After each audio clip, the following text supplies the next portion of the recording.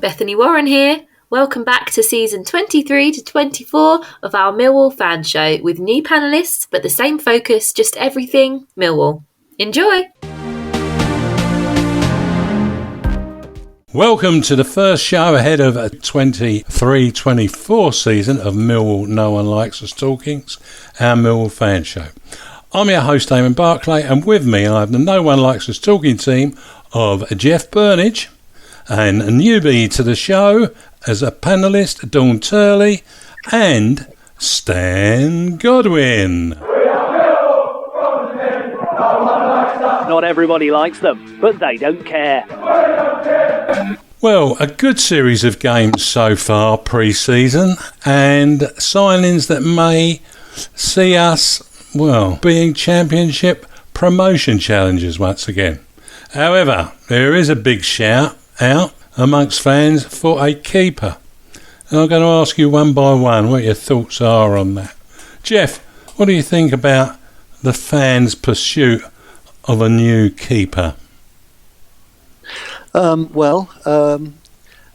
It was rumoured that we were trying to sign Mark Travers on loan from Bournemouth.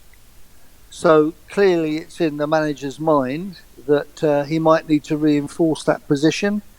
But I think the criticism of George Long is well over the top. And I've got confidence in the goalkeeping coach, who is Andy Marshall, who was our goalkeeper in the FA Cup final. He was. In 2004. I'm sure that he has a big say in the standard of the goalkeepers. We had another very good young one called Joe Wright, who's gone on loan to League Two at Salford, which is where Tom King went. So I don't think there's any great urgency, but watch this space. Okay. Dawn? Yeah, I feel like I'm about the same as Jeff, really. I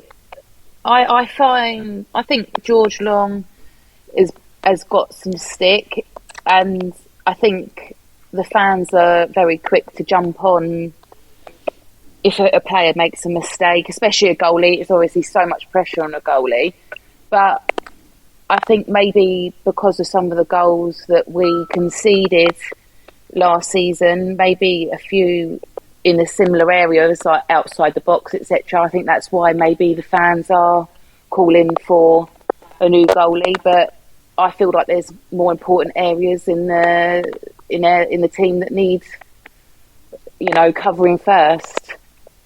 Okay, Dawn, good point, well made. Stan, what about you?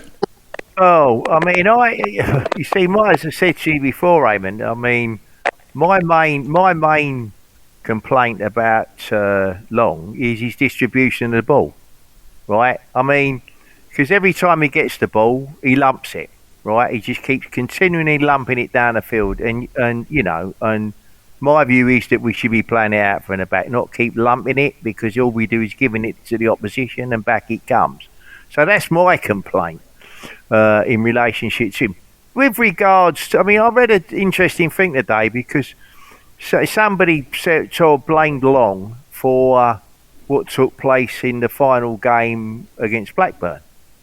And I said, yeah, but hang on a minute, what about the other 10 that was on the field, running round, after half-time like headless chickens, with 3-1 up and whatever. Now, as far as I can recall now, I don't think, and I can't honestly remember, whether any of them goals that went in, whether they was all just down to him. I can't recall that. But goalkeepers make mistakes, and as time goes by, I said the other day, I remember Dave Martin against Brighton in the Cup.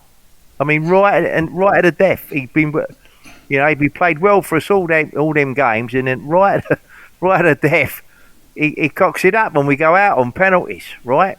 Fordy's done them. Everyone's done them, but it just seems to me, with Long, he's only got to make a mistake, right? One mistake, and all of a sudden they're on him.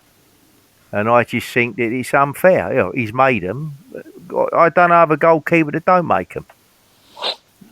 Because when you find the perfect goalkeeper, you found God. And I ain't seen this bloke yet, so I'm interested. But no, as I say, my argument, my complaint is his distribution of the football.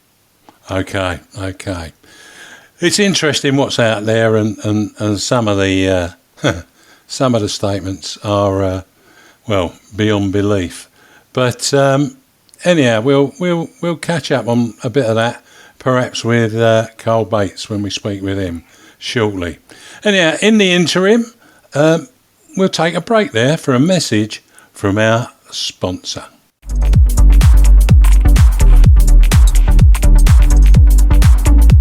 Hi, this is Jess Tuffield from G&M Motors. Operating from a modern and purpose-built facility in Milton Road, Gravesend, G&M Motors offers a complete range of new Honda cars and services. As well as new Hondas, we have an extensive range of used cars including ex-Motability cars from a variety of manufacturers. Specialising in new Honda cars, G&M Motors has been retailing quality new and used vehicles to the people of Kent and South East London for over 4 decades. We have been a Honda dealership since 1972 and are the country's longest serving supplier of this renowned marque. Conveniently sited just 2 miles from the A2, 10 miles from the M25 and Dartford Crossing, visitors to our showroom are assured a warm welcome from our experienced and friendly staff.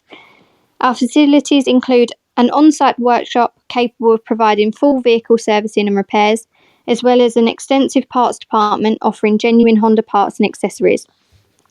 The expertise of our skilled mechanics is not limited to just Hondas, but extends to most makes and models of motor vehicles.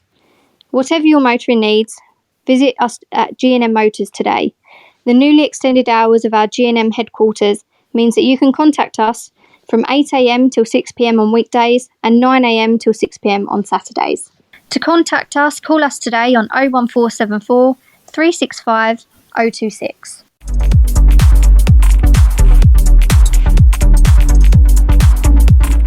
I'm Eamonn Barclay, and with me I have the No One Likes Us talking team of Jeff Burnige, Dawn Turley and Stan Godwin. Thanks once again to G&M Motors for your support this season. Our first guest is a regular home and away attendee. He has become almost as familiar to Millwall fans as our manager. His love of the Lions has increased season upon season.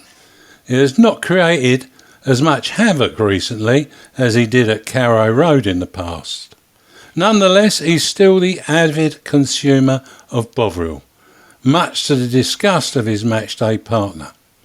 He is one of 2 voices on Millwall matchdays with Max McClellan on radio and Millwall TV. It's the BBC's Karl Bates.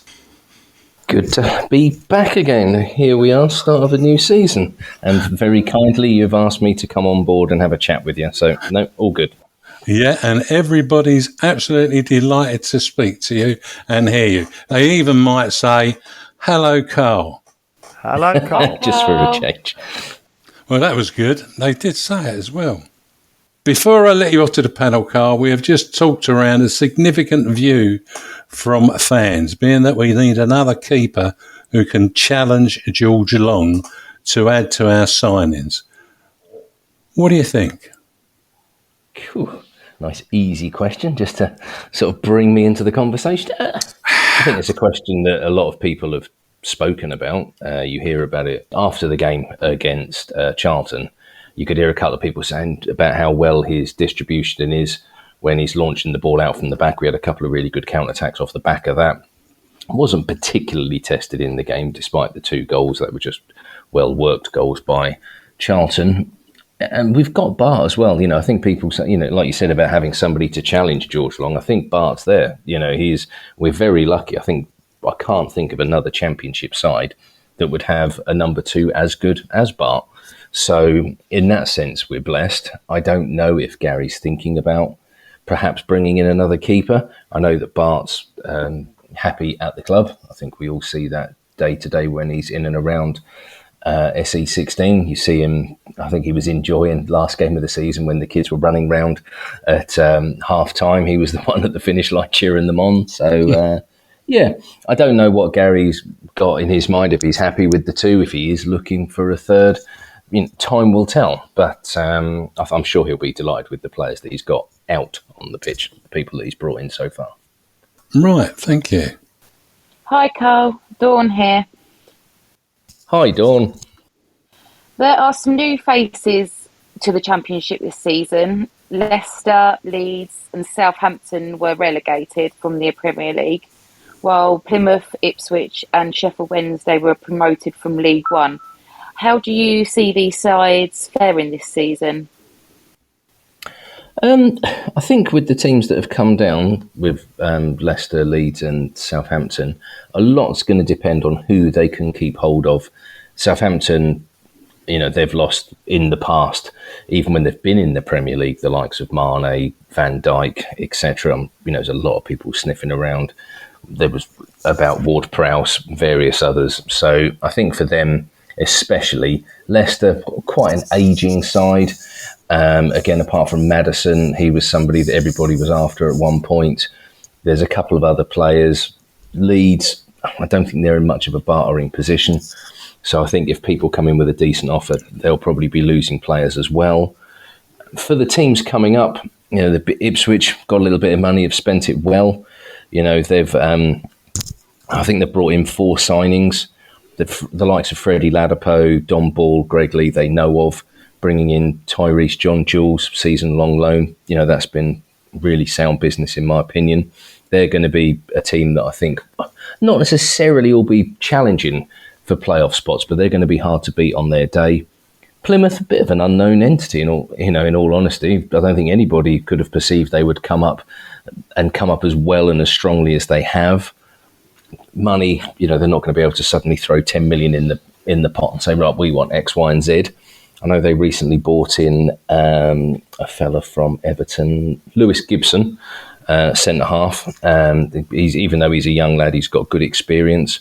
Sheffield Wednesday, not too sure about, in all honesty. They've got a very interesting chairman that isn't shy at saying a word or 6. And I remember when they introduced the new manager just sat there while the chairman ranted and roved at pretty much anybody and was moaning at Carlton Palmer. He was moaning at anybody. And yeah, he must be very problematic behind the scenes. And I'd imagine he had a lot to do with Darren Moore departing after he'd brought the club up. So yeah, Sheffield Wednesday, I think with what's going on behind the scenes, they may struggle. Yeah, I agree. Hello, Carl. It's Jeff here. Hello, Jeff. Long time no speak. Oh, hi, Carl. I was just wondering, thinking about the players who once again took us close to the playoffs until we played the second half of our final game of the season, of course. Undoubtedly, they did remarkably well. But out of that group, who do you think has the potential to shine this season? Well, I mean, we look at the friendly that's just been played against Charlton, and nobody disgraced themselves at all. You look at the likes of Romain, he's getting better and better every time you see him, causing problems, plenty of confidence. Idamo's got pace to burn. I mean, he must have given Zach Mitchell a 10-yard head start over 11 and still got there with time to spare. George Evans come on, played very well. I think he's a very underrated player, George. He's very solid. His passing, his distribution is very good, and his confidence as well. I remember when he's come on in games we've been behind, we've been struggling. There's been a few groans from the crowd, which I think are a little harsh, to be fair. And he comes on, he still wants the ball. He still wants to do things. And, we saw briefly his range of passing. Denore, middle of the park with Sav. He looks a very industrious hustle and bustle midfielder. He's not going to pull any punches. And I think once he gets used to everybody around him, he'll become better and better. The star of the show, though, you look at the newbie, Mr. Goal scorer supreme, is it 5 so far in the pre-season games, Kevin Nisbet? I mean, took his goal superbly. I mean, we were right behind that up in the gantry. That's the calm, casual, side foot, just precision, just kissing the post on the way in. It's, with the team we've got, it's just a little bit extra squad depth. I think that's the only thing that cost us, was we had some players running on fumes towards the end of the season. Bradders did a great job up top, but he could have done with some help and just been able to be rested every now and again. And Nisbet, I'm sure, will share the workload. Other players at the back as well. Ryan Leonard's fitness is paramount to the team, in my opinion. If we can keep him fit, he is such a valuable addition to the side because he can play central midfield. We saw him at right back against Charlton. He can play in that back three. He can play central attacking midfield if need be. He's, a great player to have in the team. Mitchell, Sav. We've got a lot of nice options. I think, we could easily make 4 or 5 subs and still be very handy. And I think Gary's done some very sound business in the transfer market. I really do. And I'm really looking forward to next season. I think we could well be a force to be reckoned with. Hello, Stan. How is one? I'm okay. Many anticipate that we will be in the mix for promotion once again, including me. Who do you think will be the other main contenders? Well, I think one of them will be the team we play opening game, Middlesbrough. I think they'll be up there again. And Sunderland, those two were in the playoffs, just falling short. And I think West Brom as well. They had a good late run to the season, West Brom. They finished strongly. If they'd have got themselves going 5-6 games earlier, they'd have been in the mix. I mean, they only fell, I think, 3-4 points short of the playoffs. With the teams coming down out of the 3, I would probably go with Southampton being a side that I think Leicester may struggle. As I say, they've got quite an ageing squad. Leeds, not really sure about. But from the teams that were already in the Championship, I think Middlesbrough, Sunderland and West Brom will be the 3 to really push for those spots. Norwich, still not too sure about them. They haven't done much business in the transfer market, which has surprised me, considering how they sort of tailed off towards the end of the season. A lot of people are talking about QPR and Birmingham, which I think is optimistic, considering QPR only finished 6 or 7 points off the drop and Birmingham only a few ahead of them. So I think they'll have improved seasons, but I think the playoffs might be a little bit too optimistic. But the one thing I do like is Mill will always go under the radar. It doesn't matter what you look at. When people have asked on social media, or if you ask any of the pundits, or who are the people that are going to be in the mix for the playoffs? Who are the teams that are going to go up? I've never heard anybody say, I tell you what, keep an eye at the Den, keep an eye at Millwall. They're the team that are purring. They're the team that are looking good. We're always just ignored. And I think we all like it that way. Yeah, very interesting, Karl. It does look like a very, very wide open championship at the moment, particularly when you don't really fancy 3 teams coming down. But earlier you spoke about a number of our players, but I'm wondering, how do you feel Romain Esse and Edomo Imaku will make out this season? From an Idemo point of view, I feel that he will be an impact substitute. I think he's a great player to throw on quarter of an hour to go, 20 minutes to go, if the teams are level, looking for a win, or wanting to play on the counter-attack, for example, if we're a goal up, because of, as we saw, that the pace he has is going to be a nightmare. The last thing you want as a defender with quarter of an hour to go is have somebody like him come on who can just give you a head start and still just fly straight past you. Romain, well, we've seen last season what he can do. He's still young, and I think people do need to, just give him a bit. I don't want people all the time, we need to start Romain. He needs to play every game. He's got to do this, do that. He's a young kid. He's still cutting his teeth to an extent. And I think Gary's doing the right thing with him. He is getting him involved. He is giving him regular game time. But he's not throwing him in at the deep end. He's allowing him to develop as a player, which we're seeing the benefit of. And I think as the season goes on, there might be a few grumbles at the start if Romain's only on the bench and getting little snippets here and there. But there's no reason, if, say, for example, there was an injury during the game, I'm sure Gary would have no problems at all throwing Romain on for an hour or anything like that, because, he's got so much confidence and so much to offer that he's a wonderful player, and I'm looking forward to watching him develop in a Millwall shirt. A friendly tomorrow against Zane Fleming's former team, Fortuna Sittard, but the real venture commences at the Riverside Stadium against Middlesbrough on Saturday week. They finished in the playoffs last season, but lost out to Coventry in the semi-finals. It feels like a tough start to our season, or should we be looking to gain the 3 points? I can't see why not. I think, it always sounds boring to say, but on the road, a point is a good result. Let's not kid ourselves. And so I think, Gary will go there. He's not going to play, 3 up top and start, really attacking Middlesbrough, going for the kill straight away. I think with it being the opening game of the season as well, you don't want to start with a defeat. So, looking at the games afterwards, you've got Bristol City at home, Stoke at home. We've got a tough one, Norwich, Birmingham away, a couple of toughies there. So I think it's a game that we will probably go set up to draw. Let's make sure we're solid at the back. And if we can, we've got the quality. If Kevin Nisbet gets half a sniff, he's going to score. We've seen that already pre-season. The likes of Bradshaw as well, endless working up top. We've got that little bit of quality from Zian. We've got players in the middle of the park with Denore now. Will always be a threat from set pieces. Again, another addition, Danny Mack was off, becoming a dad. Wes Harding came in. It'd be interesting to see how he gets on. Must admit, I've seen some of him at Rotherham, but not too much of him. So hopefully he'll get more game time so I can get a look at him, in all honesty, at the weekend. But I think for the Middlesbrough game, it's a big ask. And I think if we can go there and get a point, that's a really positive result. Yeah, Karl. Just picking on my previous question, what would be your primary reasons as to why we came out in a credible promotion challenge?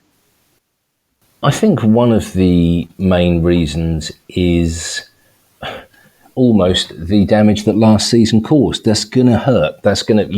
We will not want to be in that position again. We have got so close. We were 45 minutes away from the playoffs. We had it in our own hands, unfortunately fell apart second half. And I'm sure Gary will use that as an incentive and remind the players how much that hurt and remind them what it would feel like, especially if, Luton Town have gone up.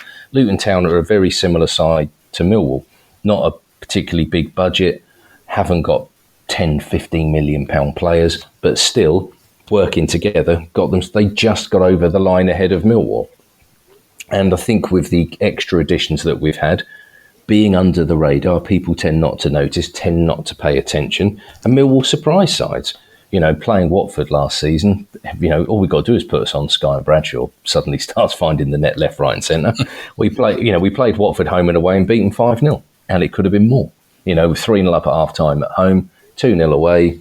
And, people are surprised by that. But as Millwall fans, you're not, because we know we have got that in our locker. And with the additional players that we have, if a player's injured, we don't have to struggle with formations. I mean, what happened last game of the season against Blackburn, unfortunately Shackleton and Leonard, who both had good games at Blackpool, weren't fit enough to play last game. So we had to change the formation. We had to tweak the players. And, we didn't look as solid as we did up at Bloomfield Road in the week. And I think if you look at the players now, you've got McNamara, you'll have Harding who can play there. He can also play in that back three. So can Evans, so can Leonard, so can Hutchinson, so can Cooper. We've got Joe Bryan in at left wing back. Malachi can play there. Murray Wallace can play there. You go into midfield, we are falling over ourselves with midfielders, strikers or attacking players on the wings. Once again, we've got an overflow almost. So we will be able to rotate players more. Players will be able to be rested so that they are 100% fit and ready to go. And I think, as I mentioned earlier, that's what cost us, was the small squad, and that we had to keep playing players when they were running on energy, probably playing with niggles, probably having physio work before they walk. I think sometimes we forget that players, I remember a couple of seasons ago, Jake Cooper had a terrible problem with his back and was receiving 2 or 3 injections, I think it was, before a game just to get out on the pitch.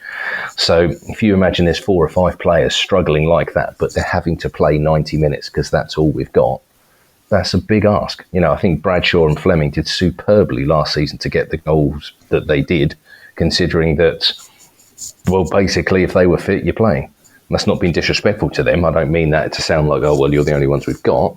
But there was never really an option to change it. in terms of quality. So I think because of the depth we have and the ability to chop and change, that could be the difference. Well, some great stuff there, Karl. As usual, it's been a pleasure to talk to you and hear your views. And we look forward to you returning and providing your analytics in the not too distant future. Well, bye, Karl. Bye, Karl. See you, Karl. Bye. Thank you very much for having me on. Take care of yourselves, and I'm sure I'll speak to you during the season. I'm sure you will. But for now, we're going to talk Harvey Brown, the Lions Food Hub.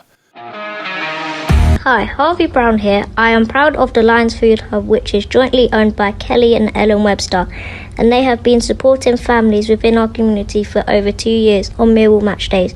If you would like to donate to them, they have a matchday donation hub by the SE16 bar at Colblow Lane, end of the ground, where they accept any food or money and toiletry donations. If you can help, any donations will be received with thanks. I'm Eamonn Barclay.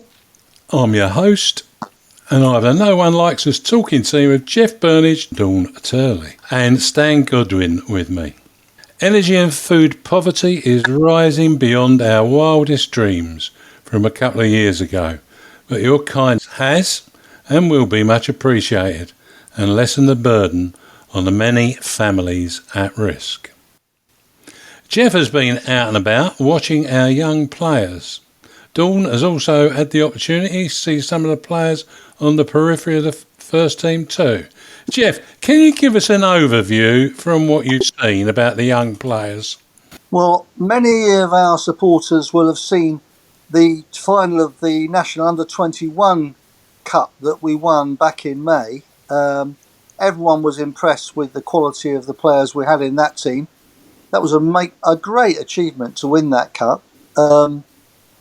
We saw Sashil, or as he's known, Nino Adam Malarkey, come on in the second half against Charlton. I think he might have been involved at the beginning of that equaliser. But everyone knows about Romain. I think possibly he might figure earlier than what we heard Karl thinking earlier in the podcast.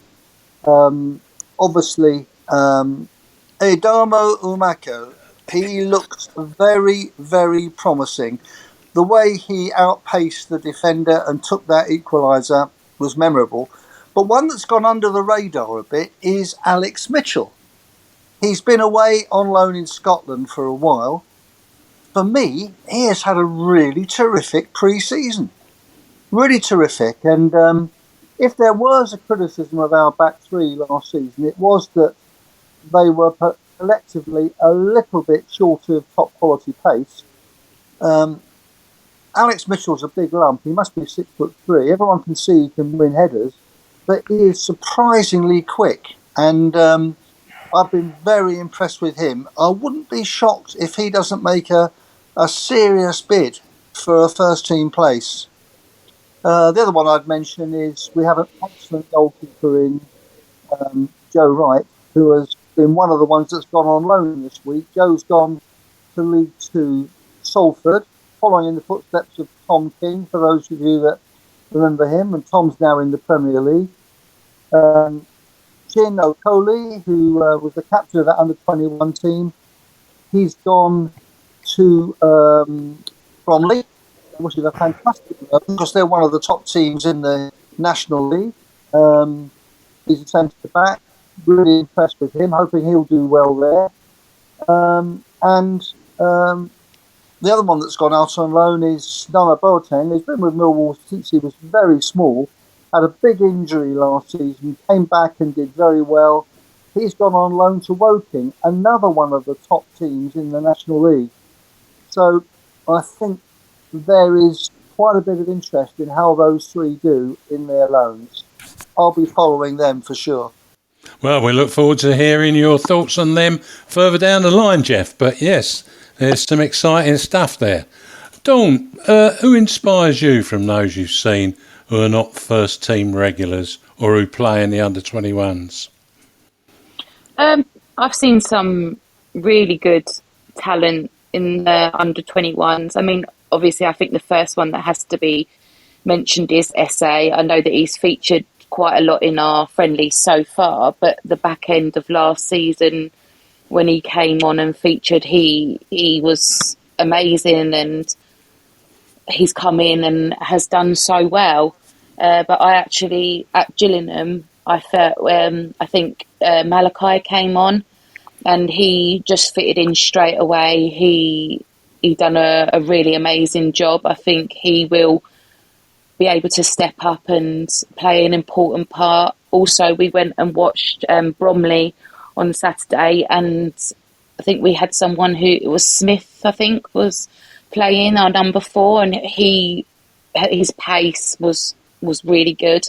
So yeah, there was a few that I was really, really impressed with. Okay. One that Dawn just mentioned, that's Kyle Smith. Yes. He's quite small and he's double quick. She's right there. He can play right back, right wing back, right centre back. I wasn't at Bromley personally, but I'm not surprised to hear that Dawn was impressed with him. Perhaps I should have mentioned him earlier. It's really, really good. It's good that Dawn mentioned him anyway, Jeff. Stan, Romain Esse, Adamo Imaku appear to be our two most prominent bit part players, with Esse having more first-team opportunities than Imaku. What are your hope for these two young men this season? Well, the first thing I hope for is that they go through the season, or as much of it, as relatively injury-free as they can do. I think that's because Imaku, he come, didn't he? And then he come on for one game and then he got injured, and that sort of effectively done him for last season. Yeah. Right? So I'm hoping before anything else that they remain, fit. They don't keep getting injured, stop, start. Now, I read an interesting quote from, in terms of Esse, in one of the papers, and Gary Rowell was talking about him, and it was an interesting point he made, because he said if Esse was playing in a European team, right, he would be with his technical ability. He said he would be a regular first team player in a European team. But what he's saying is, and that's fine. I have no problem with that. But what he's saying is, in regards to the Championship, because it's out of all, that's one of the hardest leagues, physically hard. That league, he probably needs to acclimatise slowly, because his ability. I mean, I've got no doubt his ability's there, right? But he's just got to get used to coping with the more physical part of it. Whereas what Gary Rowell was saying, if he was playing in Europe, he wouldn't have to worry too much about that, because that's not as physical. Now, as I say, the other guy, Maku, I mean, I sat and watched him the other night, and I was quite impressed with him. I mean, I have to say, and although I didn't really know who it was, because he was on the other side of the pitch, so I couldn't see his name on his shirt, and but no, I mean, if they get a run, 10 minutes here, 20 minutes there, that sort of thing, then fine. I mean, because Amaku's got pace, hasn't he? And if there's one thing defenders fear, and Karl touched on it in his contribution, is that they don't want people coming at him that's got pace, and he's got the pace. All things being equal, I think if they're given a chance, I think they'll respond accordingly. I've got absolutely no doubt about that. Good. Yeah, I think I have similar feelings to that, I must say. Okay, thanks, guys. Millwall Romans and Millwall Pride will not return to action as yet, but I had hoped to catch up with General Manager Paul Lodin. But, unfortunately, Paul's gone down with tonsillitis, and he sounded worse than anyone we've ever had on the show trying to record an interview. But he did send me... Sorry? He Deep did. throat. Yeah. He did send me some info. What he did say is they're not likely to He hasn't even had their fixtures through, but they're not likely to play until the end of August. On top of that, the UK and Ireland GFSN Cup is being drawn this week, so they will know who they do face, and he hopes that they go to the final and not drop out at the semi this time round. They done well. They won a good couple of cups. They won their league and won the League Cup, therefore, and they also won the National Fives that they won convincingly with an amazing amount of goals when it was played out at Leyton Orient. But he wishes us well, and he hopes to talk to us soon. Is there anyone who's got any thoughts, Jeff, about the Romans and Pride? I'm looking forward to hearing how they get on. I mean, perhaps over the next couple of weeks and the early weeks of this season's podcast, we'll know more. I'm looking forward to hearing more from Paul. But I'm sure they'll have another fantastic season. Yeah, I'm convinced. He did a nice piece, funnily enough, Debbie, and your production about John Berylson. But a bit more of that in a moment. Dawn, did you have any thoughts about Romans and Pride? Same as Jeff, we keep an eye out and hope that they are able to carry on doing well and get their results in that they want. Yeah, they've been quite convincing since they've been under the Millwall banner and before, actually. Stan? Yeah. Yeah, well, I mean, last season for both teams, I mean, it was just success all the time, wasn't it, in one form or another, and hopefully that will continue this season. And as you say, Paul's already indicated in one of the cups, they want to go a stage further. So, I've just never known anything like it in my life. I mean, I was just listening to them all last season, and every week, it was always positive about they'd done this or they'd achieved that, and and I mean, I'm just hoping it carries on like that. Yeah, because they're a credit to the club. In fairness to them, they're a credit to the club. They certainly are. Before we move on to talking about the Lionesses, I'll just go back to Jeff, and I'll say to Jeff, yeah, of course, you and Debbie pulled that programme together, reflecting upon the thoughts of those that went and paid their respects to John Berylson. Can you tell us a little bit about how people can listen to that and what the content is?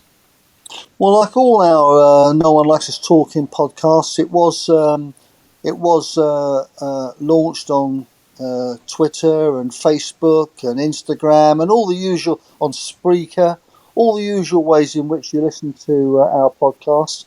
I went down like a lot of people did on the first day on Wednesday, and then with Brian King actually, and he did take part in that special podcast that we did. And then at your suggestion, Eamonn, we thought we'd record the thoughts of many of the Millwall fans who went to sign the book of condolence on the Sunday. And it was a moving experience for Debbie, Julians and myself. She was quite emotional in that, because her father was such a hero at Millwall and also died very much too soon. But yeah, listen to it, because it's mostly the thoughts of our supporters, one after the other, about John and what a great chairman he was. And it was a privilege to be part of doing that. I really enjoyed it. Yeah, it was a job well done. And what I can certainly say, Jeff, is that people can listen to what you, Debbie, and many others, fans, staff of Millwall and former Lions, had to say. And you can do that by listening on Spreaker, on links on Facebook, Instagram, and of course Twitter. So one not to be missed without a doubt.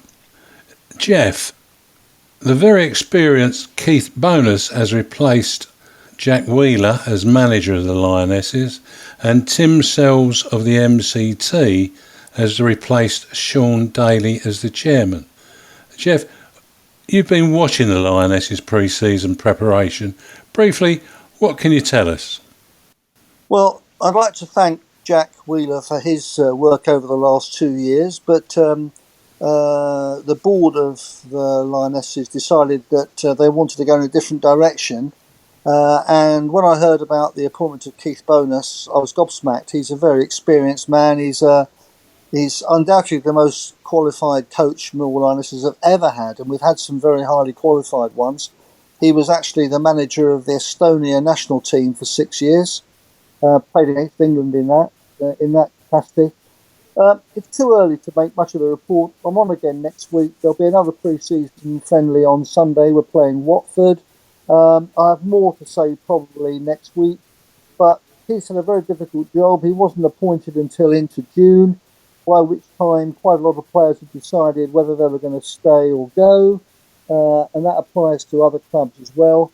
So he spent most of the pre-season sorting out a large number of trialists to see which of those he wants to have figuring in his plans for the new season. They had a good pre-season in terms of results, but they are pre-season games. I won't bother to list them. More from me on the Lionesses next week. Super, Jeff. Thank you very much. Stan, you got any questions for Jeff on what's going on with the Lionesses? Again, I mean, they was a success story last season, by and large. And hopefully that will carry on again this season. And I'm assuming in the time that they've got other new players coming to strengthen, and it's onwards and upwards. If that's the way I see it at this moment in time. Okay, Dawn, any thoughts? Yeah, I agree with what Jeff said, and I look forward to keeping an eye on them in the new coming season, and hope all the best for them. That's it. That's what we can all do, I'm sure. Anyway, it's a friendly at the Den tomorrow against Fortuna Sittard. Again, it's all about minutes, and I suspect no one will be risked if nursing a knock. But can I ask each of you what you expect to see, and whether we will finish with a win or what, or does it really matter? Jeff, what do you think? Well, I think the first thing is we'll all be looking at the team sheet on Saturday, because some of those young players coming in have given the manager food for thought, and the starting lineup is going to make a lot of interesting reading. It is, as you say, a pre-season game. I'm always nervous of pre-season. I always think that we should be in another game or two, but I've been proved wrong so many times. We always look right at it for the first league game. But the team selection is going to be interesting. Is he going to have Bradshaw and Nisbet? Is he going to bring Dory straight in? Is he going to bring Harding straight in? Who's the goalkeeper going to be? A lot of interesting things. So I'm looking forward to the game really, really much. And I'm expecting us to perform well, as players will be playing for places, and I think they'll be hard at it, and I think we'll win the game. Thanks, Jeff. Dawn? I think we could see a lot of the team, the starting 11, could be the ones that maybe haven't had as many minutes as others in other friendly games. I think obviously Fleming will be the first one on the team sheet, with it being his former team. But I think maybe Bart could start too, with Long played the whole game on Tuesday against Charlton, and maybe the likes of Harding maybe starting, because obviously he came on in the second half on Tuesday. But I suppose anyone who is nursing maybe a slight knock won't be chanced, because obviously with the season starting the following week. Yeah, I agree with you on that, and you make some good points, particularly surrounding Bart. starting instead of Long. Stan, any thoughts from yourself? Well, I think it's going to be a different type of game from the other night. I mean, I'm assuming that the opposition were going to be... I mean, the other night, I have to say, in the first half, Charlton were very good technically. And I would imagine that Fortuna Sittard will be as good as if not better, you know. So it's going to be a very different game. I'm looking forward to it. And I'm looking forward to see, you know, what we do. If we could, I mean, you see, I don't get excited about pre-season friendlies. I mean, in the sense that if we go out there and we win, the same as if when we played the other night, if we'd have won the game, fine. But we didn't. And at the end of the day, with these pre-season friendlies, it's all about, you know, new players, as in our case, we've got at least 4 coming at the moment, getting used to it, plus all the youngsters that are in and around the team. Trying out different systems and different positions and all this sort of stuff. You know, and it don't matter to me if we don't win. What I'm interested in is that if I had to choose between winning that one Saturday and winning against Middlesbrough, it'd be Middlesbrough every day because it's 3 points. It's as simple as that with me. So I don't understand why people get excited when they perceive that there's some disaster looming in a pre-season friendly. But no, I'm looking forward to the game. But then again, I'm looking forward to the season anyway with some of these teams we're going to be playing against. But no, I mean, yeah, let's see how we get on. Let's see how we get on, and I think that's the summary. It's let's see who gets out there. Let's see how the team gets shuffled round, and let's see how we get on. But it is a friendly, the last one of the season. And there will be people trying to prove a point. There's no doubt about that. Thanks, guys. OK, we'll take a break there and hear what fantastic fanatics can do with a little bit of help from ourselves. That's all of us. Hi, I'm Richard Gordon, and I'd like to invite you to become a Fantastic Fanatic. Fantastic Fanatics is a great way to raise funds for your sports club. Sign up today, find your club, and securely register your everyday debit and credit cards. Every time you spend with our retail partners, they pay a percentage back to your club.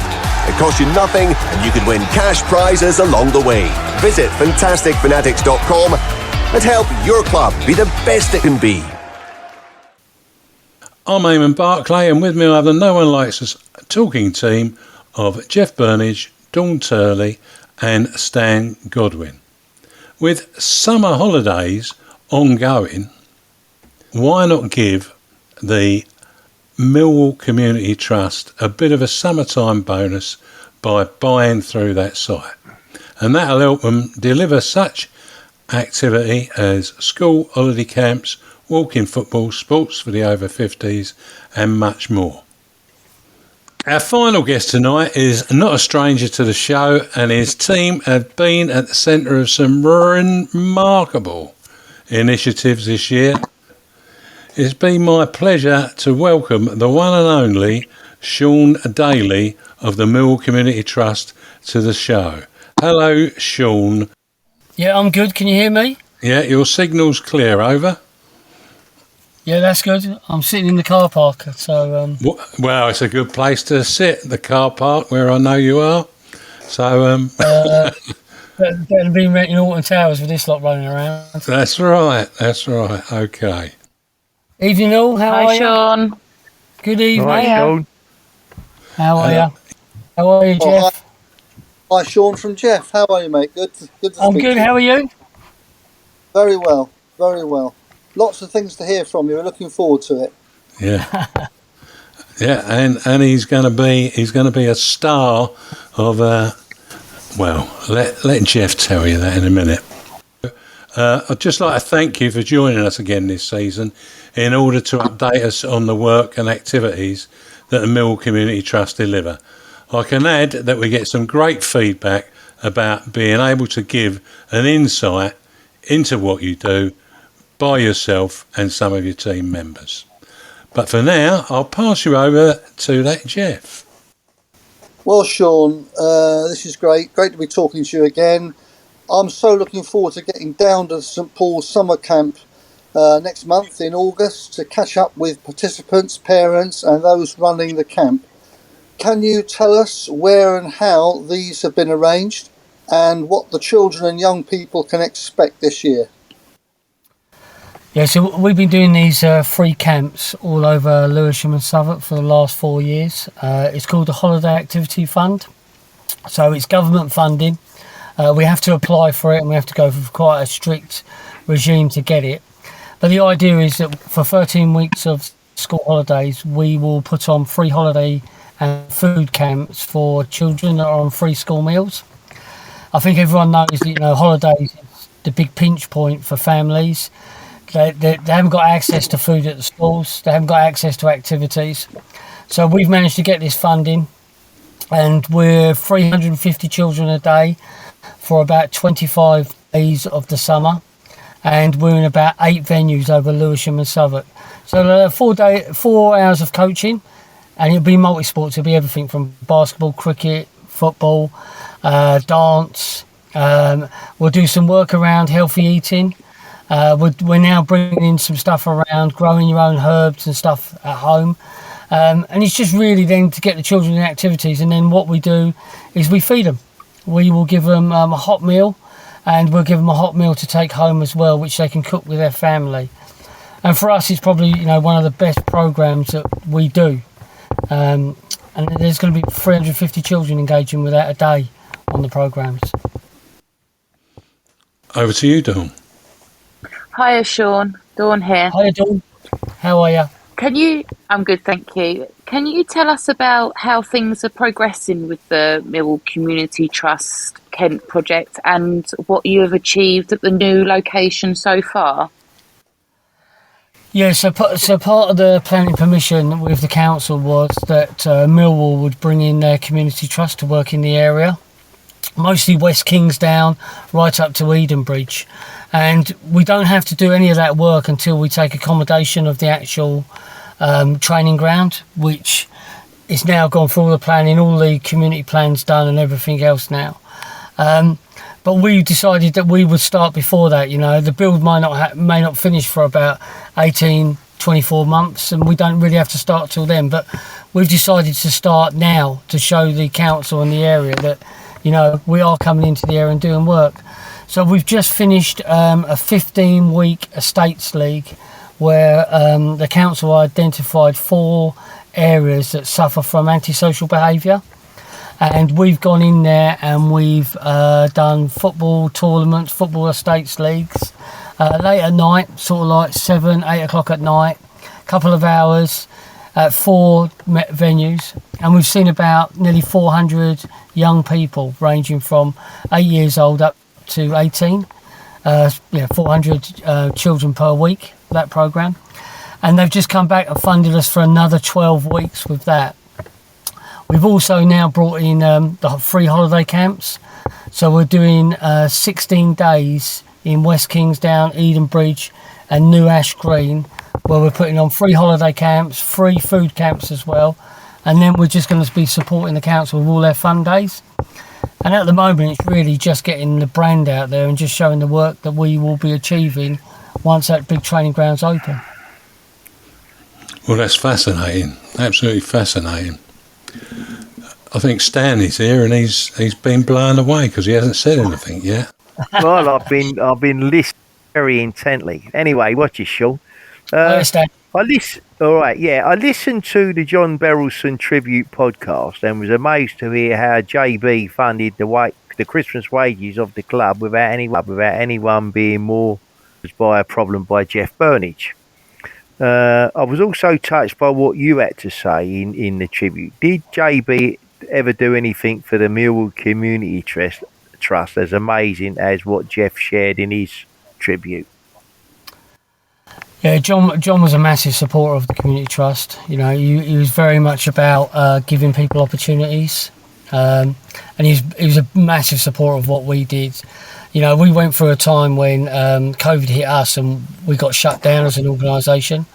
We had no income coming in, But of course, what you have got is you've still got bills and everything else coming in. Now, I know some of the staff are on furlough, but some staff weren't on furlough.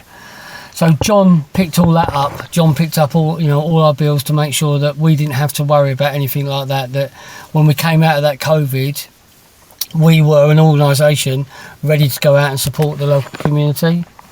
And I spoke regularly through Steve and others to John about the work we were doing, and he was a great supporter of it. And I think I said in my podcast, we had Community Day not long ago, and he spoke to every participant that was there, whether they were the mascots, whether they were the Guard of Honour. He spoke to every one of them about their journey. And I can't thank him for enough he's done for us, for me, because he gave me a massive opportunity to get to be in charge of the organisation. But he supported us with anything we need. He would contact us and anything the trust needs, and Steve would feed it back to him, and he would just say whatever they need, I'll give that to them. Even like the training ground. He wants us to be involved in the training ground. He wants us to go out and work in the local community. The redevelopment of the den, big place for the community scheme to be in there. He set all that up for us. That's fantastic, right? Isn't it, Stan? Yeah, oh, absolutely. I mean, JB. What do you say? I mean, we're unlikely to see his like again, I would think. I think we don't know half the stuff he has done. I think that's right. Some of the stuff, it's like people don't understand. Yes, he was a chairman, but what he put into the club, not just finance, but his love and passion for everything, the club, the trust, everything. I don't think anyone will ever match that. I mean, the only thing I would say in all the time, that he was there, or most of the time, I don't ever recall anyone. Once he got established, and when people sort of, knew what he was about and one thing and another. I can't ever recall anyone anywhere in that ground ever having a bad word to say about the bloke. If they did, I never heard them, and I suspect I didn't hear them because it wasn't being said, if the truth's known. I mean, the geezer was just stardust. But anyway. Thanks for that. That's brilliant stuff. Sean, there's so much going on, it does blow your mind. And thanks for joining us this evening, because I know you're away at the moment, and I hope you enjoy being away with the family. But we look forward to hearing you again in August, and I think it's the penultimate week of August that we're going to have you on, and that you're going to do this each month, and that's brilliant. We'll really appreciate what you can do. So until the next time, all the best to you, yours, and your MCT team in their ventures ahead. Bye for now, Sean. Goodbye, everyone. Thanks for all your support and everything. Thanks very much. See you soon. See you, Sean. Cheers, bye, guys. Sean. See you. Bye. Well, Sean Daly, what can you say? I don't know how he knows what he's doing next, but he does it ever so well. Yeah. A man with a Midas. A man with the Midas touch, Eamonn. I think so. I think we was very lucky to get him. That's for certain. We'll take a break there and listen to Bethany Warren talking Ted Robinson. Bethany Warren here. Clean Feed by Ted Robinson. Hold up. We're talking about an online recording platform. Okay. Our Ted Robinson sponsors our online Clean Feed recording platform. What were you thinking of? Well, it sounded a little bit like a Parfum Dom Intense. Really? Behave. Right, just go online and see who else uses Clean Feed. It's a great bit of kit at a great price. I'm Eamonn Barclay, and with me I have the No One Likes Us talking team of Jeff Burnige, Dawn Turley and Stan Godwin. Clean Feed, it's what we record on and what you are listening to us on now. Well, here's looking forward to a new season, and here are a few matters of interest for Millwall fans.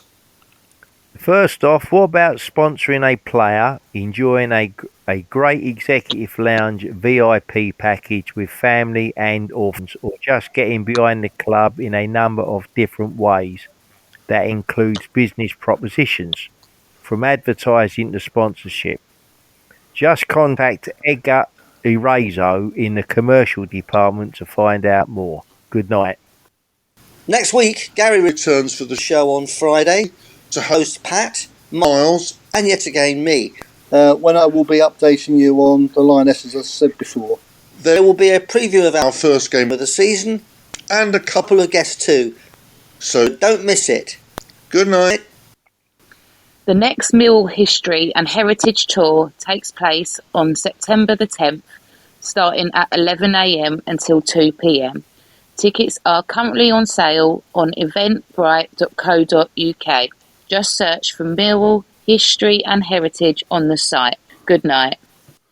And don't forget, you'll be able to listen to the No One Likes Us talking team, bringing reports from our games, both home and away, and updates on Millwall Community Matters and the Millwall Lionesses on Maritime Radio, broadcasting on 96.5 FM. Links are on our Instagram, Facebook and Twitter social media sites and all popular podcast sites. That's it from me.